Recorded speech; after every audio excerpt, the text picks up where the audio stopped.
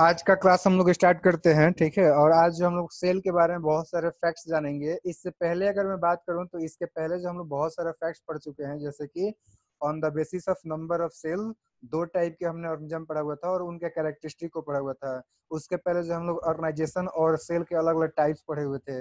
इन सभी के अलावा हमने सेल थ्योरी को कवर किया हुआ है, डिस्कवरी सेल का। इसके अलावा बहुत सारे स्ट्रक्चर्स वगैरह, बहुत सारे फैक्ट्स हम लोग जान चुके हैं। और आज का जो क्लास है वो हम लोग स्टार्ट करने वाले हैं on the basis of types of organisation. दो प्रकार के जो सेल होते हैं उनके कंपैरेटिव स्टडी से।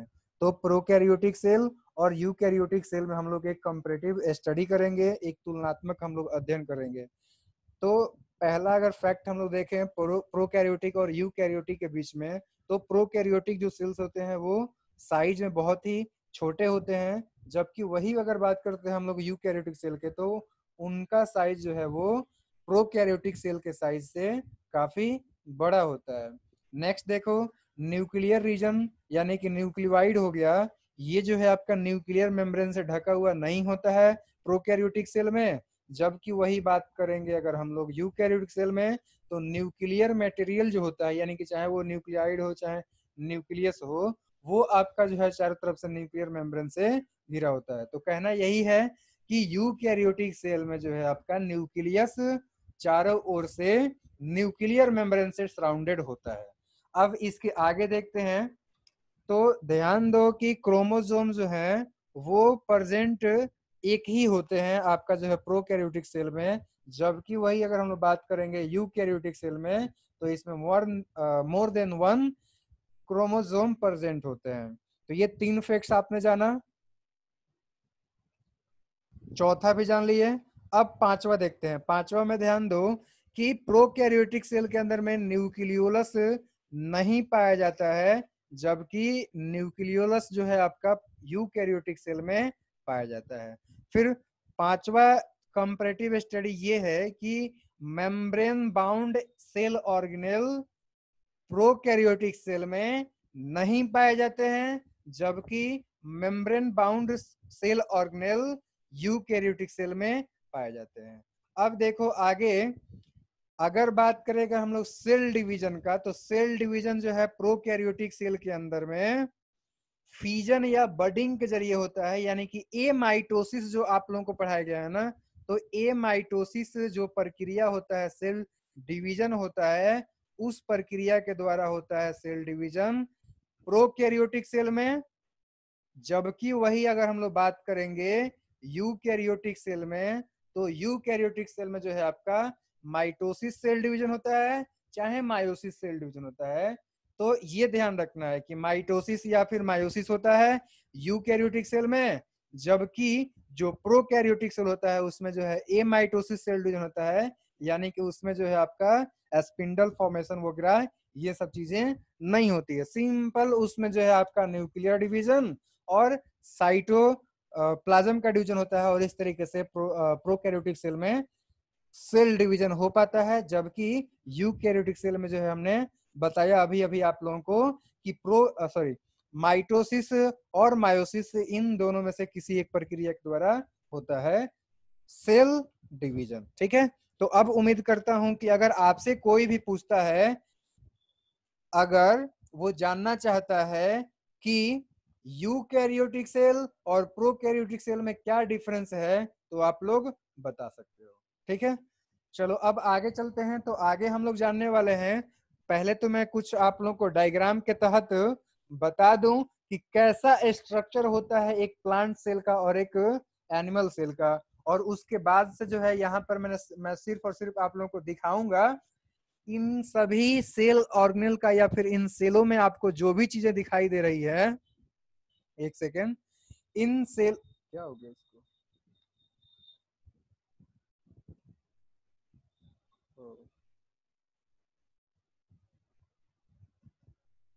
कुछ दिक्कत आ रहा है मेरे माउस में, तब तो पढ़ने में दिक्कत हो जाएगा।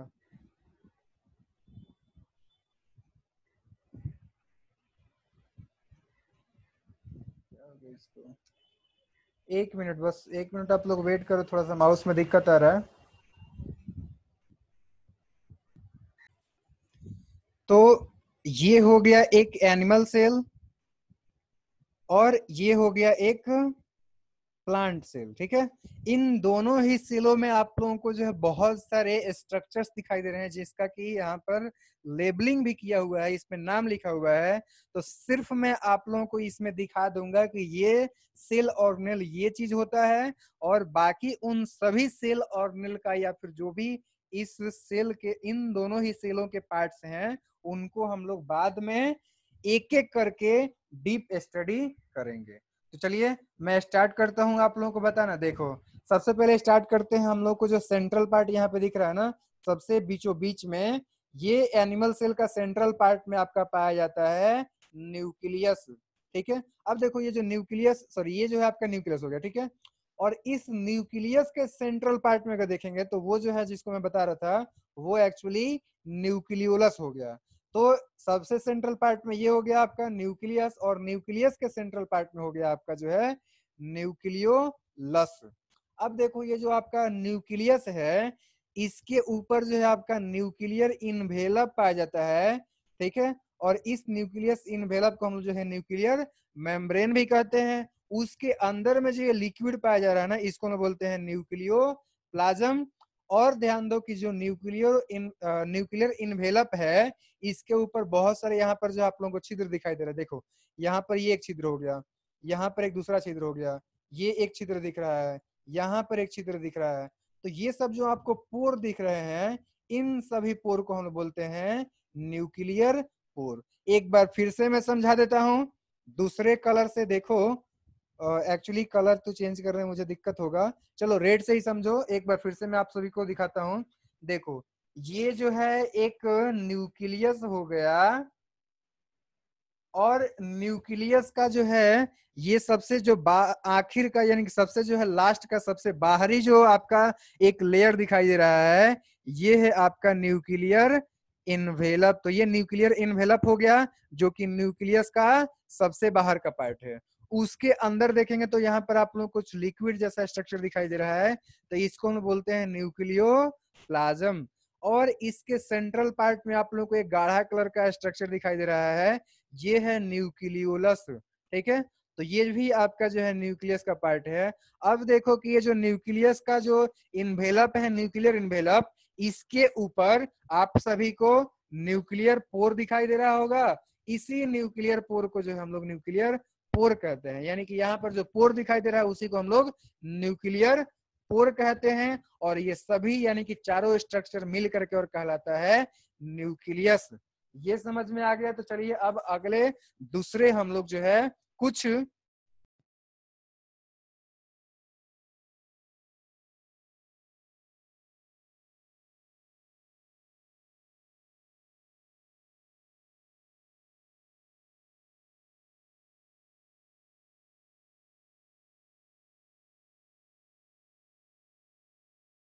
करता हूँ कि आप सभी के पास में आवाज जा रहा होगा। आज बताओ तो जा रहा है? कट आ रहा है, कट आ रहा है। ओके, तो कुछ नेटवर्क का प्रॉब्लम हो सकता है। मेरा आवाज डबल तो नहीं जा रहा ना?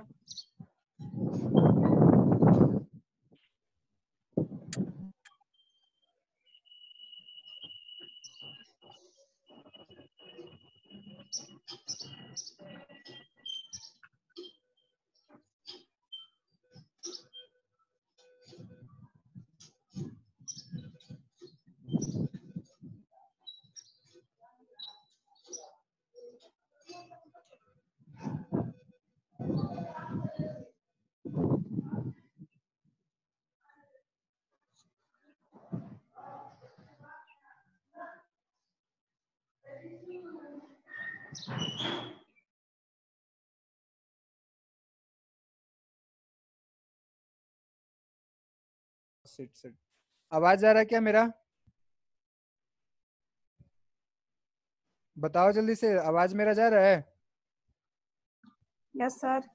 ओके, सो फिर से एक बार मैं रीस्टार्ट नहीं, वहीं से रिज्यूम करता हूं मैं। मैंने अभी न्यूक्लियस के बारे में बताया हुआ था। अब न्यूक्लियस के बाद से एक एक करके हम लोग बहुत सारे सेल ऑर्गेनेल के बारे में स्टडी करते हैं। तो सबसे पहले देखते हैं, यहाँ पर आप लोगों को जो है इरेगुलर कुछ ट्यूब दिख रहा है। देखो यहाँ पे जो है एक ट्यूब दिख रहा है, उसके ऊपर भी दूसरा ट्यूब है, ऐसे करके जो है एक दूसरे से जुड़े हुए बहुत सारे आप सभी को इरेगुलर ट्यूब्स दिखाई दे रहे हैं। इन सभी को हम बोलते हैं इंडोप्लाज्मिक रेटिकुलम। ठीक है, अब ध्यान दो कि ये जो इंडोप्लाज्मिक रेटिकुलम है, इसके सरफेस पर आप लोगों को जो है कुछ दिखाई नहीं दे रहा है, इस वजह से इसको हम बोलेंगे स्मूथ इंडोप्लाज्मिक रेटिकुलम, यानी कि ये जो है आपका चिकना इंडोप्लाज्मिक रेटिकुलम हिंदी में कहलाता है। ठीक है, या फिर चिकनी अंतःप्रदब्बी जालिका भी उसको बोलते हैं। खैर, आप लोग को हिंदी नहीं जाना है, सो नेक्स्ट बात करते हैं। एक और इसी के जैसा जो है आपका न्यूक्लियस से अटैच्ड एक इरेगुलर शेप का एक दूसरे से कनेक्टेड बहुत सारे ट्यूब्स दिखाई दे रहे हैं। इन सभी ट्यूब्स के ऊपर आप लोग देख सकते हो कि बहुत सारा आप सभी को जो है डॉट लाइक स्ट्रक्चर्स दिखाई दे रहे होंगे यहाँ पर बहुत सारे। तो इस तरीके से जो है इनका जो स्ट्रक्चर है ना, ऐसा लगता है जैसे कि वो खुरदरा है, रफ है। इसी वजह से इस इंडोप्लाज्मिक रेटिकुलम का नाम रखा गया है रफ इंडोप्लाज्मिक रेटिकुलम। तो ये दो प्रकार के इंडोप्लाज्मिक रेटिकुलम पाए जाते हैं जो कि सेल ऑर्गेनेल है। इनका फंक्शन, इनका जो है स्ट्रक्चर्स वगैरह हम लोग डीप में स्टडी करेंगे बाद में। चलिए अब अगला देखते हैं। यहाँ पर देखो, ये एक स्ट्रक्चर आप लोगों को दिख रहा है ब्लू कलर का, एक नीचे भी आप लोगों को दिख रहा है, इधर भी दिख रहा है। ये तीनों जो स्ट्रक्चर्स है ना, इन सभी को हम लोग बोलते हैं माइटोकॉन्ड्रिया। इसको हम बोलते हैं माइटोकॉन्ड्रियन, और प्लूरल में बोलेंगे माइटोकॉन्ड्रिया। ठीक है, तो ये जो माइटोकॉन्ड्रिया है, इसमें आप लोग देख सकते हो कि इसमें भी जो है आपका इरेगुलर मेम्ब्रेन दिख रहा होगा। यहाँ पर जो है देख सकते हो नीचे ऊपर करके जो बहुत सारा मेम्ब्रेन दिखाई दे रहा होगा अंदर की तरफ में, और बाहर से जो है एक चॉकलेट के जैसा स्ट्रक्चर बन रहा है। ठीक है, एक जो है आपका पाउच के जैसा स्ट्रक्चर बन रहा है। तो ये है माइटोकॉन्ड्रिया। अब बात करते हैं कुछ और भी सेल ऑर्गेनेल का। तो देखो यहाँ पर जो है आप लोगों को गोल्जी एपरेटस दिख रहा होगा।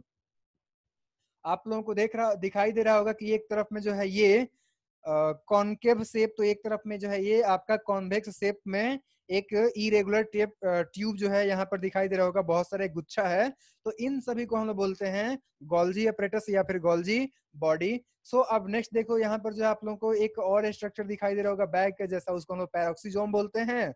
और इसके अलावा एक और आपका जो है सेल ऑर्गेनेल है जिसका नाम है सेंट्रोसोम। तो सेंट्रोसोम में आप लोगों को दिखाई दे रहा होगा दो ठो सिलिंड्रिकल स्ट्रक्चर, एक यहाँ पर आप लोगों को दिखाई दे रहा होगा, और जो है एक यहाँ पर स्ट्रक्चर दिखाई दे रहा होगा। तो ये जो है सेंट्रियोल कहलाता है। इसी तरीके से एक आपका जो है पाउच लाइक स्ट्रक्चर दिखाई दे रहा है यहाँ पर, ये है आपका लाइसोसोम।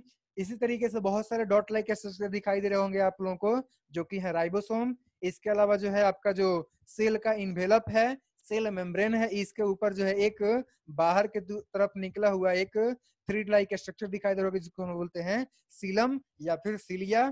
तो ये जो है कंप्लीट सेल ऑर्गेनेल यानी कि सेल के पार्ट्स आप लोगों को मैंने समझाया। एनिमल के अंदर में इसी प्रकार से जो है आपका प्लांट के अंदर में भी लाइसोसोम होता है, माइटोकॉन्ड्रिया होता है। ठीक है, इसी तरीके से जो है आपका इंडोप्लाज्मिक रेटिकुलम होता है, माइटोकॉन्ड्रिया तो मैंने बता दिया है, और गोल्जी एपरेटस भी होता है। तो गोल्जी एपरेटस जो होता है ना, वो आपका एनिमल सेल में जो गोल्जी एपरेटस पाया जाता है उससे डिफरेंट होता है। ठीक है, ये आप सभी को ध्यान रखना है। इसमें भी आपका पैरोक्सीजोम पाया जाएगा, वेसिकल पाए जाएंगे। ठीक है, इसके अलावा जो है आपका वैक्यूल पाया जाएगा। ध्यान ये देना है कि एनिमल में जो वैक्यूल होता है वो बहुत बड़ा होता है, वो मे बी की 90% ऑफ द सेल हो, जबकि वही बात करेंगे एनिमल में तो वो काफी छोटा छोटा होता है, और ये कम मात्रा में भी होता है। ये भी चीजें आप सभी को ध्यान रखना है। तो ये तो हो गया स्ट्रक्चर्स, सेल के अंदर में क्या क्या चीजें होती हैं। अब बात करते हैं हम लोग सेल के शेप के बारे में। तो देखो, सेल का जो शेप होता है ना, वो वैरी करता है, यानी कि सेल जो होते हैं ना, वो वेरिएबल शेप एंड साइज के होते हैं। अलग अलग जो है वो आकृति और आकार के पाए जाते हैं। उनका जो शेप होता है ना, वो उनके फंक्शन के अकॉर्डिंग होता है। ठीक है, अब देखो जनरली अगर बात करें सेल का आकार का, तो वो स्फेरिकल होता है, बट ऐसा नहीं है कि सारे के सारे जो सेल हैं वो स्फेरिकल ही होंगे। कभी कभी ऐसा होता है कि कुछ जो सेल होते हैं वो इलांगुएटेड होते हैं, जैसे कि हमारे बॉडी के अंदर में जो नर्व सेल होते हैं, नर्वस सेल होते हैं, वो आप लोगों ने देखा हुआ है। जैसे कि यहाँ पर देख सकते हो, ये जो है आपका नर्वस सेल हो गया, देख सकते हो कि वो इलोंगेटेड है, ये जो है आपका ब्रांच्ड है।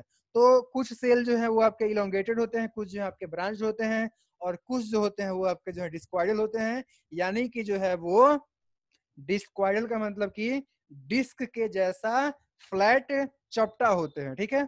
जैसे कि आप लोग देख सकते हो आरबीसी जो होता है ना, वो आपका जो है डिस्क के जैसा होता है, यानी कि आपका जो है वो चपटा होता है। ऐसे ही बात करें तो कुछ जो है स्पिंडल शेप्ड होते हैं, जैसे कि मसल सेल हो गया, देख सकते हो यहाँ पर जो है ये आपका स्पिंडल शेप हो जाएगा, ठीक है। तो ये आपके जो है मसल सेल्स यहाँ पर दिया हुआ है।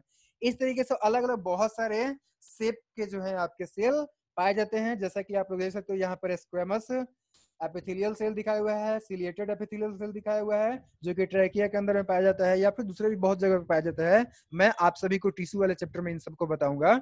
और इसी तरीके से जो आपका जो है कॉलुमनर सेल भी पाया जाता है, जो कि स्टमक के अंदर में देखा जा सकता है।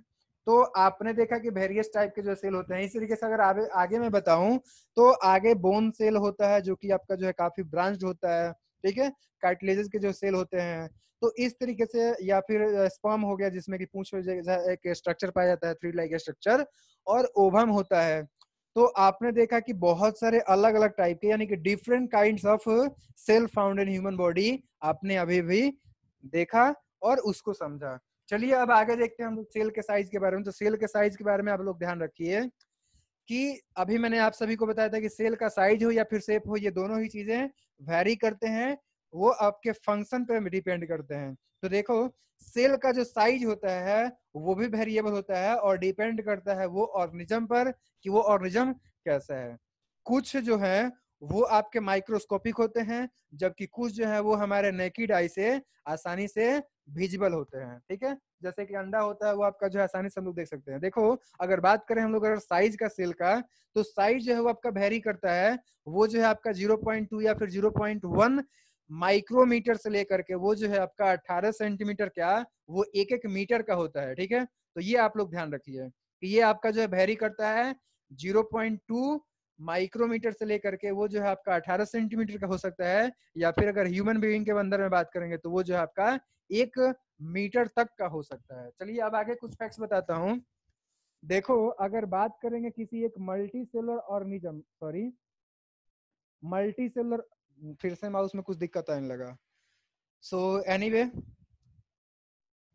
ये जो मल्टी सेलुलर ऑर्गेनिज्म है इनमें अगर बात करेंगे हम टिपिकल सेल के साइज के बारे में, तो देखो इनका जो आपका साइज होता है वो 20 से 30 माइक्रोमीटर का होता है। अगर बात करते हैं हम लोग सबसे बड़ा सेल, तो सबसे बड़ा जो सेल है वो आपका ऑस्ट्रिच एग होता है, जो कि 15 सेंटीमीटर जो है आपका उसका डायग्राम होता है विद सेल। उसका जो बाहर का खोल होता है उसको अगर ले करके देखें तो 15 सेंटीमीटर का उसका डायमीटर होगा। अगर सेल को हम लोग छोड़ देते, यहाँ पर आपका एस होना चाहिए था, तो अगर हम लोग सेल को छोड़ देते हैं तो उसका डायमीटर जो है 8 या फिर 7 सेंटीमीटर का होगा। तो उम्मीद करता हूं कि आपको ये समझ में आ गया कि ऑस्ट्रिच एक जो है वो दुनिया का सबसे बड़ा सेल है, सबसे लार्जेस्ट सेल है, और उसका जो है आपका कितना डायमीटर होता है। अब बात करते हैं लॉन्गेस्ट सेल, यानी कि लंबा सबसे ज्यादा सेल, तो वो है आपका ह्यूमन बीइंग के अंदर में पाया जाने वाला नर्व सेल, जो कि आपका जो है 1 मीटर या फिर इससे भी कुछ अधिक हो सकता है। अब बात करते हैं सबसे छोटे सेल का। तो सबसे जो छोटा सेल होता है ना वो पीपीएलओ का होता है। अब पीपीएलओ का मतलब क्या होता है, तो ये भी बातें आप लोग समझ लो। पीपीएलओ जो है इसका आपका जो है फुल फॉर्म हो जाएगा प्लूरोनिमोनिया लाइक ऑर्गेनिज्म, ठीक है। इसका जो है आपका हो जाएगा pleuro pneumonia like animal, sorry organism, ठीक है, सॉरी ऑर्गेनिज्म, ठीक है। तो ये आप लोग नोट भी करते चलेंगे, इसका फुल फॉर्म भी पूछा जाता है। तो ये हो गया आपका जो है पीपीएलओ का फुल फॉर्म। देखो पहला जो पी है उसका हो गया प्लूरो, दूसरा पी है उसका हो गया न्यूमोनिया में का पी, और एल से हो गया लाइक, और ओ से हो गया ऑर्गेनाइजेशन। तो देखो सबसे जो छोटे सेल होते हैं ना वो जो है आपके पीपीएलओ होते हैं, यानी कि जो आपका प्यूरो न्यूमोनिया लाइक ऑर्गेनिज्म होते हैं, जैसे कि आपका माइको प्लाज्मा हो गया। इसका जो साइज होता है ना वो आपका 0.1 माइक्रोमीटर होता है। यहाँ पर जो है यहाँ पर माइक्रो का सिंबल छूट गया है, तो यहाँ पर आप लोग ध्यान रखेंगे माइक्रोमीटर, ठीक है। 0.1 माइक्रोमीटर जो है वो आपका होता है जो पीपीएल होते हैं माइक्रोप्लाज्मा, उनका डायमीटर। वही अगर हम लोग बात करते हैं ह्यूमन एग का, तो ह्यूमन एग का जो है आपका 0.1 मिलीमीटर होता है आपका जो है उसका डायमीटर, या फिर कह सकते हैं हम लोग, डिस्कनेक्ट हो गए थे। एनीवे सो एक बार फिर से रिपीट कर देता हूँ, हो सकता है कि आप सभी के पास में आवाज नहीं गया होगा। मैंने आप सभी को अभी बताया था कि सबसे जो छोटा सेल होता है ना वो आपका जो है पीपीएलओ का होता है, और पीपीएलओ का मैंने अभी फुल फॉर्म यहाँ पर लिखा हुआ था कि पीपीएलओ का फुल फॉर्म होता है आपका प्लूरोनिमोनिया लाइक ऑर्गेनिज्म, जैसे कि माइक्रो और सॉरी माइकोप्लाज्मा हो गया। इसका जो डायमीटर होता है ना वो आपका 0.1 माइक्रोमीटर होता है। गलती से यहाँ पर एमएम लिखा गया है, जिसने टाइप किया हुआ है उसने गलती से लिख दिया हुआ है। और ह्यूमन एग का अगर बात की जाए, जो कि हमारे बॉडी में सबसे जो है आपका छोटे सेलों में से एक है, हालांकि एक जो होता है वो काफी बड़ा होता है स्पर्म की तुलना में, आरबीसी के तुलना में, तो छोटे सेलों में यह भी गिना जाएगा। और इसका जो है आपका साइज होता है 0.1 मिलीमीटर। ठीक है, इसको जो हम लोग अगर माइक्रोमीटर में बताना चाहेंगे तो उसको हम बता सकते हैं 100 माइक्रोमीटर। और हमारे बॉडी में सबसे जो छोटा सेल होता है ना वो आपका जो है आरबीसी होता है, या फिर कह सकते हैं हम लोग कि स्पर्म होता है। ठीक है सर, आवाज कट कट कट आ रहा है। सो ठीक है, नेटवर्क का प्रॉब्लम है। और आज का क्लास हम लोग इतना ही रखेंगे, और आगे जो है हम लोग और भी चीजें डिस्कस करेंगे। आगे जो हम लोग सेल के कंपोनेंट के बारे में एक एक करके स्ट्रक्चर वो हम लोग जो डिस्कस करेंगे। तो खैर आज का क्लास हम लोग यहीं पर खत्म करते हैं। Thank you very much. अगर किसी का कोई भी क्वेश्चन है तो आप लोग अलग अलग माध्यम से मुझसे क्वेश्चन पूछ सकते हैं। आप लोग को अभी मैं अनम्यूट कर देता हूँ, क्वेश्चन आप लोग पूछ सकते हो। चलो सो क्वेश्चन पूछना स्टार्ट कर सकते हो आप लोग।